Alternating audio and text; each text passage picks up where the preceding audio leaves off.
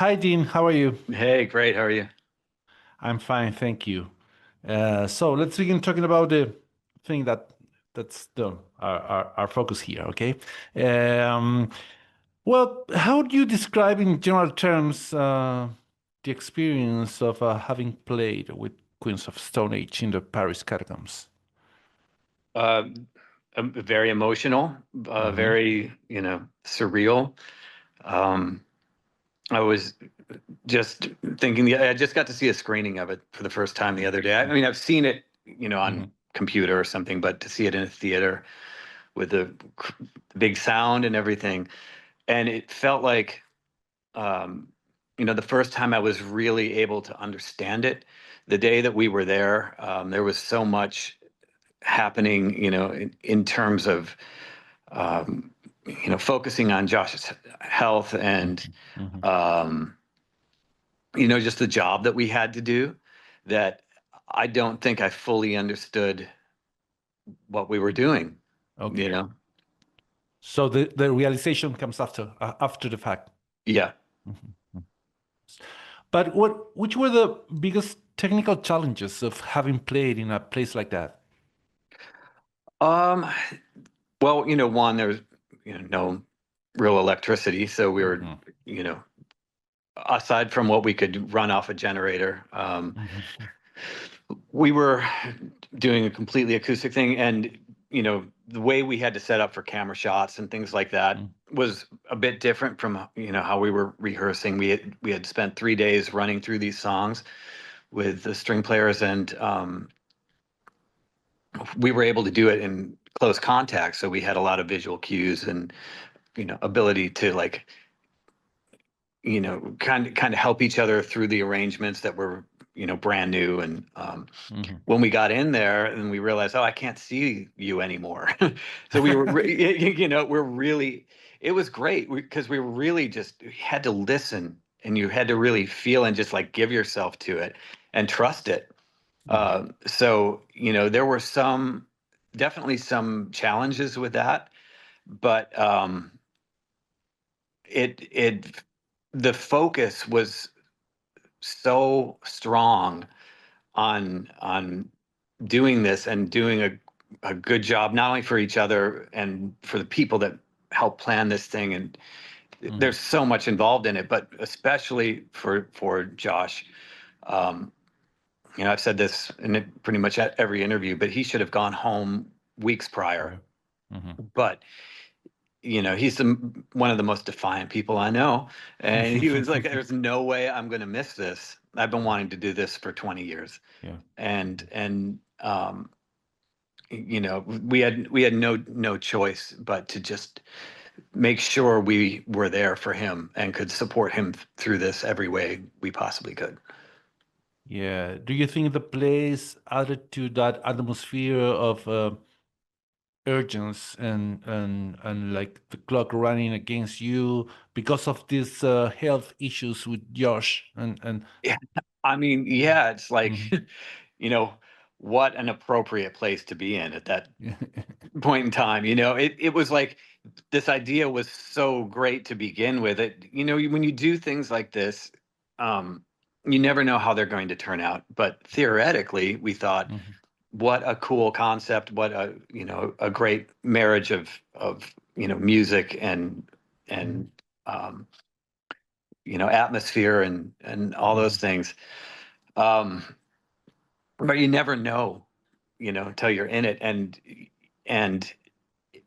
yeah, it felt like, almost like there was something else guiding you through it once we were in there. I imagine also that there was no like saying to the catacombs authorities, we have to reschedule this thing. It wasn't easy, I guess. Yeah, it Mhm. it was never an option in Josh's mind, so I don't think we ever Mhm. got there. But Yeah, and to entertain the alternative. Okay. yeah, you never Uh-huh. know. You may Uh-huh. only get one shot at doing something Mhm. like this. We're not going to miss Mhm. it. Mm. Um, Josh described this performance as having played for the biggest audience Queens of the Stone Age had ever played for, because there are like 6 million people 6 million people. there. Yeah. Did you feel it that way too? The most attentive audience we've ever had. Yeah. Yeah, the magnitude of that is like staggering, and and it could have been overwhelming. And at times there were like moments throughout the day where that thought kind of crept in, like, oh, like can't even begin to understand this. And one of the things that we kind of talked about a little bit is wanting to be like really respectful of the environment, and you know I don't know exactly how to phrase the feeling, but to like honor the opportunity and the place we were in. Great. Did you have in mind references like, I don't know, like Pink Floyd at Pompeii? Yeah, I've brought that up in a couple. That's like Yeah. yes, one of like the pinnacle of concert film type Mhm. things, right? Like that's such Mhm. a riveting landscape to be playing against, and yeah, Mhm. you know Mhm. that's what you hope for. Like, God, could we even get close to something like that? Mhm. But seeing this, I felt like this translated so well. The the the camera work was, I think, stunning. Like, they did such a good job. It was lit beautifully, and just some really impactful, powerful Mhm. shots. But I think the interesting thing here is that your performance in the Catacombs is like the uh, other face of the coin. If you have Pink Floyd at Pompeii on one side, because their show was like open and very noisy, and you had this like big, I don't know how we call it in English, this big cymbal. I think Roy Waters playing like, Yeah, yeah, yeah. and the thing you did in the Catacombs is like under the ground, dark and very intimate. So I think I was having in mind that comparison and that contrast throughout the film, and it was very, very interesting. I see it like faces of the opposite faces of the coin. I love that, and thank you for Mhm. putting us in the same. Yeah. Um, yeah, you get these feelings of, you know, forever and everything Mhm. goes away. And, to Mhm. to be approaching this in a more minimalistic Mhm. way, felt like the only way to do it. Mhm. Yeah. Mhm. And you use the atmosphere of the place. The place is a relevant character here, I think. Yeah. Uh, It and you is use the like character. the sounds of drops from the humidity of the place and Mhm. the creaking of the soil of the walls um, into the mix, into the final mix. Is that right? Correct. That's Yeah. very interesting. As that's very interesting as a work of music mixing and like getting the sound of the place you are performing in as part of the final product. I mean, and Mark Rankin did an incredible job mixing this. The atmosphere, the location, that's everything, right? Mhm, mhm, So to feel that and to have those moments of soundscape mhm, happening throughout, uh, I think it was like having an extra band member or something in a way, right? Like mhm, it's as important to what we were doing as what we mhm, were playing. mhm. How did you choose the repertoire for this project? Did the songs that made it to the set list have anything to do with the moods the catacombs themselves seem to set? Um, yeah, we had a really long list of songs that we thought would work in this environment.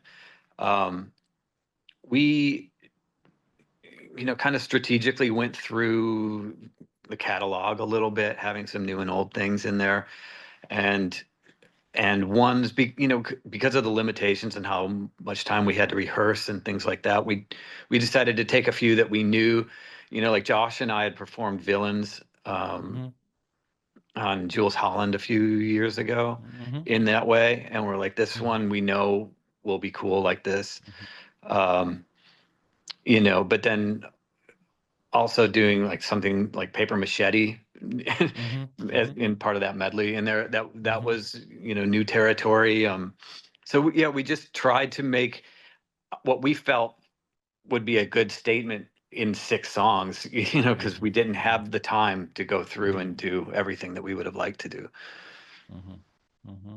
And how do you feel about playing acoustic? Are you used to it, or do you, or are you more like a full power musician guy? Yeah, I mean, I wouldn't say I'm used to it just because Mm-hmm. we don't perform that way often, Mm-hmm. you know. Mm-hmm. I think we're comfortable in that. Mm-hmm. Uh, and you know, the one other point that I've kind of been thinking about and talking about a little bit is, um, you know, you kind of oftentimes people equate the volume with power, Mm-hmm. and I think the opposite can be incredibly true.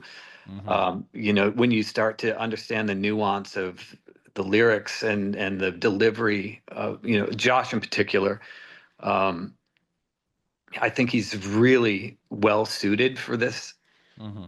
type of performance. Mm-hmm. And you know, I think it's, for me, very inspiring to approach songs like this and deconstruct them to give uh, you know, the voicings of the guitars to strings and Mm-hmm. and trying to find new ways to approach and express the original idea. Mm-hmm. Mm-hmm. There's a documentary film about this project. I don't know if that will be part two of this of the projections, together with the Yeah, I performance believe to it will be Catacombs. in. I Mm-hmm. believe it will be everywhere. Yeah, This black and white documentary about the project itself and the last shows of the tour, etc. yeah. Hmm. May I ask you how's Josh doing these days? Do you know something about that?